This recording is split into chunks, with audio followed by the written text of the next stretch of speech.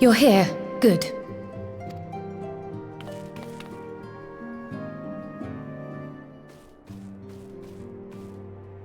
So, how are they? Still locked in slumber, but otherwise in good physical health. For the present, at least.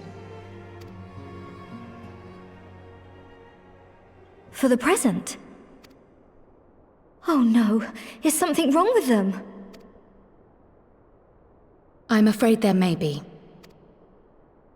I summoned you after detecting faint signs of instability in Thancred's corporeal ether. But subsequent examination suggested all 5 might be affected. And when I examined them just now, my fears were confirmed. Tellingly, the degree of instability varies between them. Thancred exhibits the most notable signs, followed by Y'shtola and Urianger. The twins' ether, meanwhile, remains relatively stable, but there is a change there too if one knows to look for it. Hold on. Isn't that the order they were called away in? Indeed. Which leads me to believe the instability will only increase with time. Though I can but speculate, I fear this may be a symptom of a weakening link between body and soul. By the gods! What happens if the link is broken? I cannot say for certain. This is all unknown territory to us. Yet whatever happens, it cannot be good.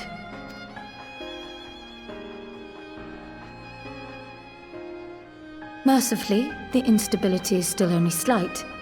And you may rest assured Master Matoya and I will do everything in our power to keep it from worsening. Be that as it may, it is imperative that you find a way to restore our friends' souls to their bodies.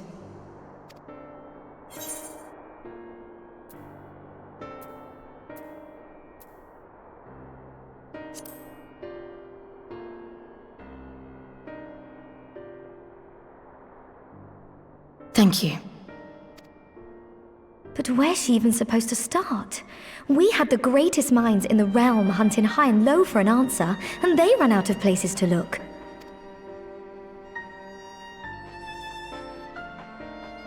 You stated in your report that the Exarch had originally intended to reverse the summoning process by means of his own death, correct?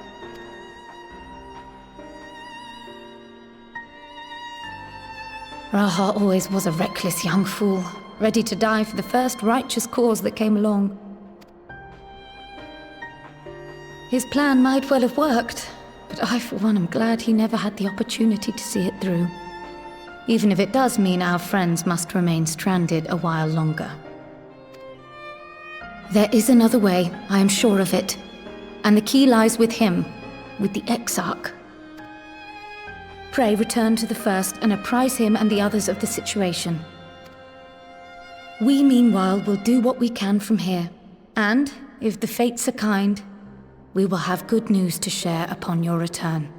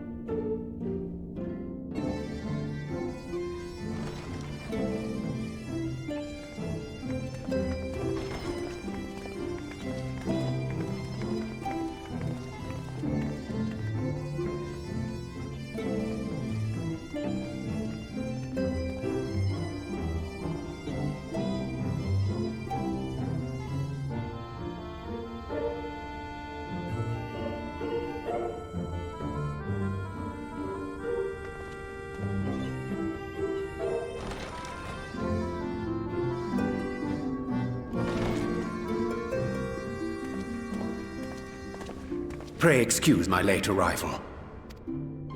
Will Thancred and Reen not be joining us? Nay, milady. With apologies to all, they beg leave to pursue their investigation of the empty to its conclusion. Should matters here demand their presence, however, they did assure me that they would make themselves available. Yes, of course. Then let us proceed.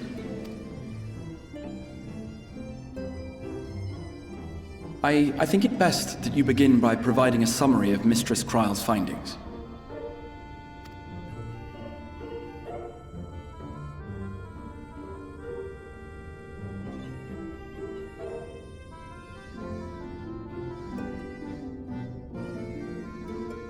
I suppose it was only to be expected that some change would occur.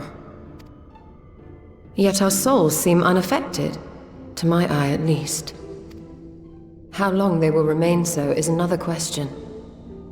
Kryle is right. It is imperative we find a way to return to the source. Perhaps an explanation of the method by which I brought you here will yield some inspiration. Ere I begin, it must be noted that I am by no means a gifted mage. In order to employ powerful magics, I must rely upon the Crystal Tower and its boundless reservoirs of energy. The magic that summoned you was no exception. 'Tis a singular spell, adapted through painstaking effort from the technique that transported me to the first. To use an analogy, it works by cutting a hole in the fabric of reality. A hole tailored to the object of summoning, through which it and it alone may pass unscathed. Though I succeeded in creating said hole, I failed to latch onto my intended target. Instead of you, the spell found those close to you, and ended up summoning them in their incomplete state.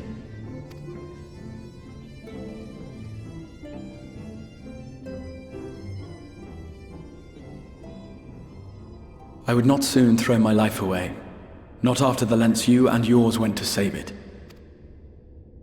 And so long as I breathe, I will spare no effort to see you safely home. But should all else fail, and your lives be at stake, there remains one sure method.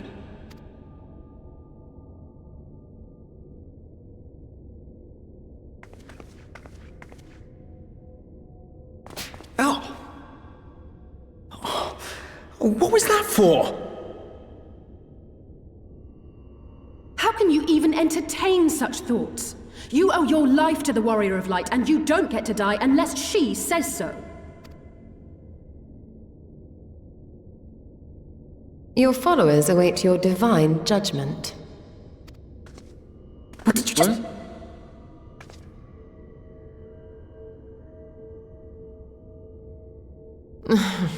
If the two of you have finished, perhaps we could return to our discussion? Rather than dwelling upon the multiple failed attempts at transference, I think it would behoove us to focus on the solitary's success.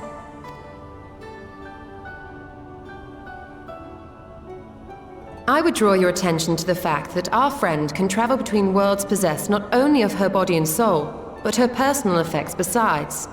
This is no different from the teleportation magics to which we are all accustomed. Magics that allow for the transportation of those inanimate objects one considers to be an extension of oneself. Are you suggesting that simply by considering us her possessions, she could carry our souls back to the source upon her person? Well, it would be nice if things were that simple for a change. But vague notions of ownership seem a rather tenuous thing to stake our lives on. So much as a moment of doubt on her part and we'd be left floating in the rift. Milady hath the right of it. The requisite fixity of belief would be too much to ask even of our friend. Yet were we to immure our souls within an object in her possession, mayhap then our safe passage could be assured. White Auracite would, I believe, serve as a suitable vessel for this purpose. It was conceived to imprison the massy soul of an Ascian, and should house one of ours with relative ease.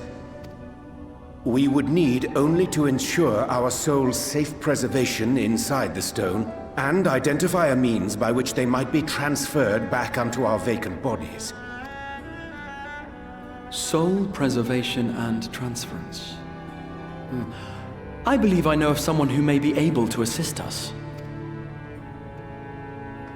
On the far shore of the source, there stands a great palace built by the elves.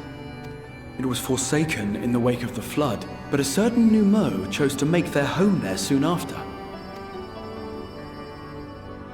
Though they have long lived as a recluse, they once occupied a place of honor in Verbert's royal court, and it is said that none in all of Norvrand is more knowledgeable than they on matters of the soul.